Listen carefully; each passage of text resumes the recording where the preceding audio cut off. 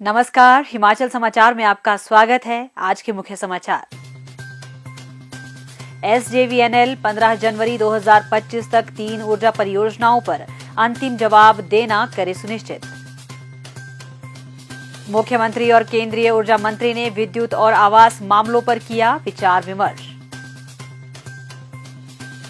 मुख्यमंत्री ने वरिष्ठ पत्रकार के पिता के निधन पर किया शोक व्यक्त। प्रदेश में प्राकृतिक खेती से खुशहाल हो रहे किसान।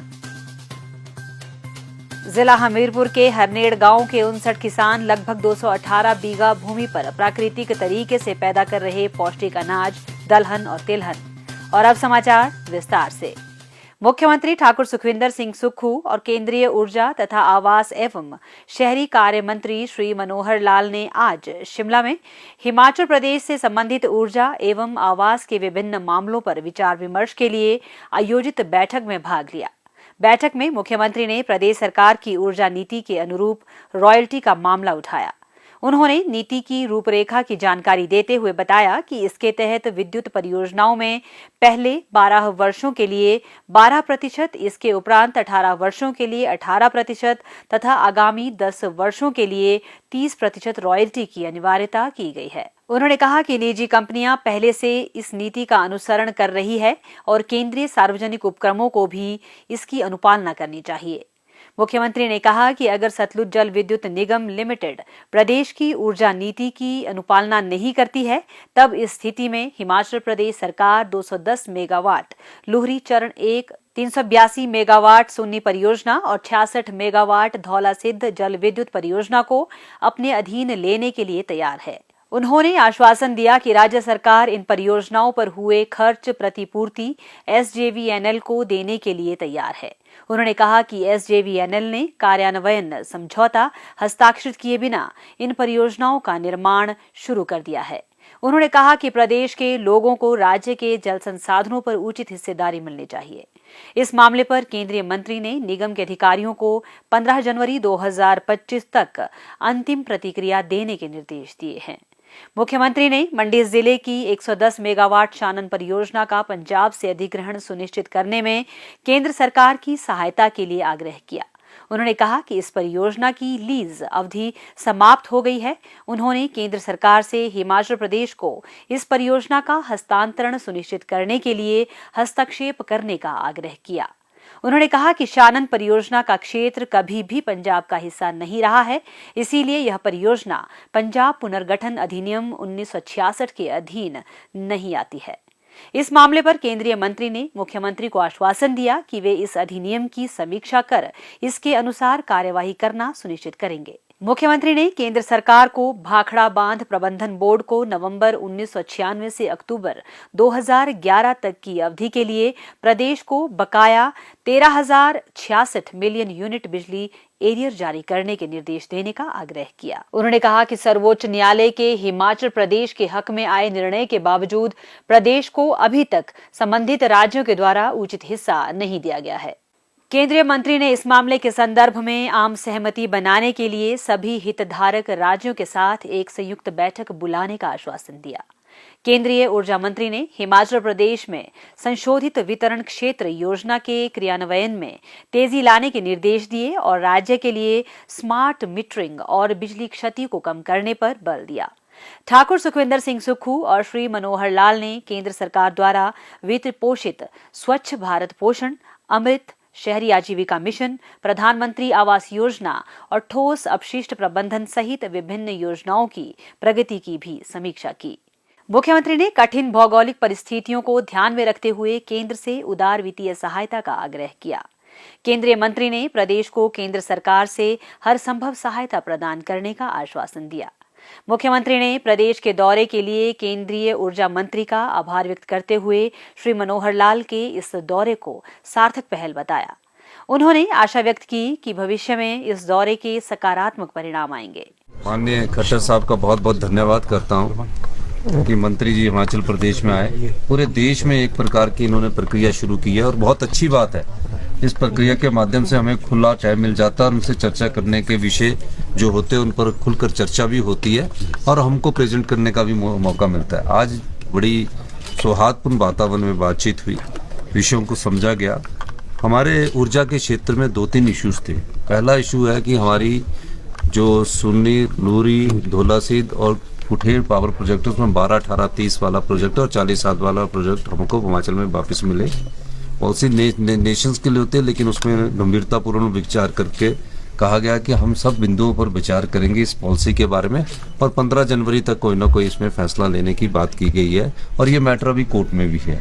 तो इन विषयों पर बहुत विस्तृत से माननीय मंत्री जी ने देखा, विचार किया, क्योंकि हमारे पास पानी के अलावा कोई रॉ मटेरियल है ही नहीं है। इंडस्ट्री हमारी सिर्फ बद्दी वाली लाइन पर है, तो ये हमारे लिए एक बहुत ही महत्वपूर्ण विषय था, जिस पर बहुत गंभीरता से विचार करने के बाद, अधिकारियों के बैठक करने के बाद फिर कैलकुलेशंस पर जाएंगे, फिर कैसे आगे बढ़ा जाएगा वो फैसला 15 जनवरी से पहले आएगा। दूसरा विषय हमारा शानन प्रोजेक्ट का बारे में था। शानन प्रोजेक्ट के बारे में हमने माननीय मंत्री जी से अनुरोध किया, जो भी कानून के तहत 1966 का जो रीऑर्गेनाइजेशन एक्ट है, उसके तहत जो कानून बना है, उस कानून के दायरे के तहत आप भी एक सुप्रीम कोर्ट में एफिडेविट दीजिए। पंजाब सुप्रीम कोर्ट गया हुआ है, क्योंकि जो हमारा शानन पावर प्रोजेक्ट था वो ओल्ड हिमाचल में था। तो मर्जर जो हमारा हुआ था वो 1966 में जो एरिया थे वो उसका पार्ट ही नहीं था। तो माननीय मंत्री जी ने दिशा निर्देश दिए कि मुझे उस एक्ट की कॉपी पढ़ाई जाए, और जो उस समय के एक्ट के हिसाब से ही अपना एफिडेविट देंगे। और पंजाब ने जो क्लेम किया है वो गलत क्लेम किया। पंजाब भी हमारा भाई है, लेकिन उनसे हम चाहेंगे कि जो एक्ट की मूल विचार है उसको उसमें सम्मिलित किया जाए। तीसरा बीबीएमबी से रिलेटेड था, और बड़ी अच्छी बात ये हुई कि बीबीएमबी के एरिया से रिलेटेड था। 7.19 हिस्सा जो है, जो पिछले 13 साल से सुप्रीम कोर्ट में हमारा फंसा हुआ है, उसमें ये कहा गया कि पंजाब ने कुछ ऑब्जेक्शन किया है, लेकिन एक बैठक की जाएगी जिसमें हरियाणा, पंजाब, राजस्थान में सब लोगों को सम्मिलित करके उस बैठक के बाद ये किया जाएगा कि वो हमको एरिया किस के रूप में देते इस विषय में। मुख्यमंत्री ठाकुर सुखविंदर सिंह सुक्खू ने वरिष्ठ पत्रकार श्री प्रकाश भारद्वाज के पिता श्री बुद्धीश चंद्र भारद्वाज के निधन पर शोक व्यक्त किया है। श्री बुद्धीश चंद्र भारद्वाज ने अपने पैतृक निवास सलापड़ में अंतिम सांस ली। मुख्यमंत्री ने ईश्वर से दिवंगत आत्मा की शांति और शोक संतप्त परिवार को इस अपूरणीय क्षति को सहन करने की शक्ति प्रदान करने की प्रार्थना की है। प्रदेश सरकार प्राकृतिक खेती को बढ़ावा प्रदान कर रही है। वर्तमान में प्राकृतिक खेती किसानों के लिए संजीवनी बन रही है। मुख्यमंत्री ठाकुर सुखविंदर सिंह सुक्खू के नेतृत्व में प्रदेश सरकार प्राकृतिक खेती को बड़े पैमाने पर बढ़ावा दे रही है और प्रदेश के किसानों को इस पद्धति को अपनाने के लिए प्रेरित किया जा रहा है। हमीरपुर की ग्राम पंचायत बफनी के गांव हरनेड़ के सभी किसानों ने प्राकृतिक खेती को अपनाने का संकल्प लिया है और अब यह गांव एक आदर्श गांव के रूप में उभरने लगा है। गांव हरनेड़ के सभी 62 किसान परिवारों की लगभग 264 बीघा भूमि को प्राकृतिक खेती खुशहाल किसान योजना के तहत प्राकृतिक खेती के अंतर्गत लाने के लिए शुरुआती चरण में 26 किसानों को 2-2 दिन का प्रशिक्षण प्रदान किया गया। इसके बाद गांव के प्रगतिशील किसानों को कृषि विश्वविद्यालय पालमपुर में प्रशिक्षण प्रदान किया गया तथा देसी नस्ल की गाय खरीदने के लिए सब्सिडी प्रदान की गई। वर्तमान में गांव के 59 किसान परिवार लगभग 218 बीघा भूमि पर पूरी तरह प्राकृतिक खेती कर रहे हैं। अब वे हर सीजन में केवल एक ही फसल उगाने के बजाय एक साथ कई फसलें उगा रहे हैं। गांव के प्रगतिशील किसान श्री ललित कालिया ने बताया कि वर्तमान में वे अपनी पूरी जमीन पर प्राकृतिक खेती ही कर रहे हैं तथा किसी भी प्रकार की रासायनिक खाद और कीटनाशक का उपयोग नहीं कर रहे हैं। पूरा गांव हमारा जो है प्राकृतिक खेती से जुड़ा हुआ है, जो कि पहले सिर्फ सिंगल फसल लगाते थे, जो गेहूं और मक्की की फसल ही उगाते थे। अब जो है हमारे गांव में लगभग मिश्रित खेती सभी कर रहे हैं। उसमें दालें भी हैं, जैसे सोयाबीन है, मांस है, या जैसे कनक के साथ मटर और इसका मसर का करते हैं। तो आज हमारे गांव में जो है वो प्राकृतिक खेती से लगभग पूरा गांव जुड़ा हुआ है और मिक्स खेती कर रहे हैं। मैं हिमारा रह के संपर्क में आया, जो कि एक नेटवर्क भी है कृषि विभाग के माध्यम से ही मैं उस नेटवर्क से जुड़ा। उसका कार्यक्रम जो है वो जहाँ पे वर्षाधारित खेती होती है उस इलाके में काम करना है, और जो हमारे लुप्त हो चुके हैं बीज उनको दोबारा कैसे तैयार करना है, वैसे हम पिछले 2 सालों से ये काम अपने गांव में कर रहे हैं। और थोड़ा सा जैसे पिछले साल मैंने जो गेहूं की हमारी 6 तरह की गेहूं लगाई थी जो कि देसी वैरायटी की थी, और जैसे 2 तरह के जौ लगाए हुए थे। इस बार भी मैंने अपने खेतों में मंडल, कोदरा जैसे शौक है ये मिलेट्स लगाए हुए हैं। साथ में मैंने देसी मक्की है, देसी भिंडी है, फिर इसके साथ हम गन्ने का भी बीज तैयार कर रहे हैं।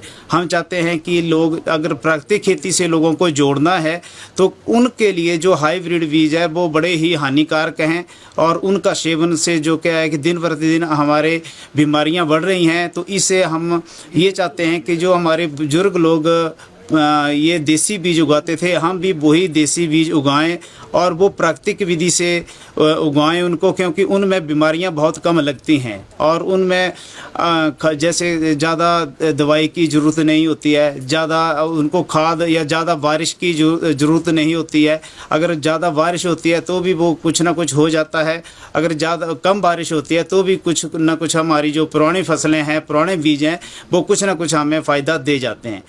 जिला हमीरपुर का यह छोटा सा गांव हरनेड़ प्राकृतिक खेती में एक आदर्श गांव बनकर उभर रहा है। हिमाचल समाचार देखने के लिए सब्सक्राइब करें YouTube channel Himachal Samachar, like करें Facebook page information and public relations department Himachal Pradesh और सीएमओ हिमाचल, फॉलो करें x@DPRHP और सीएमओ हिमाचल, फॉलो करें इंस्टाग्राम @DIPR हिमाचल और सीएमओ हिमाचल, विजिट करें वेबसाइट www.himachalpr.gov.in। इस अंक में इतना ही, कल फिर होगी मुलाकात, दीजिए इजाजत, नमस्कार।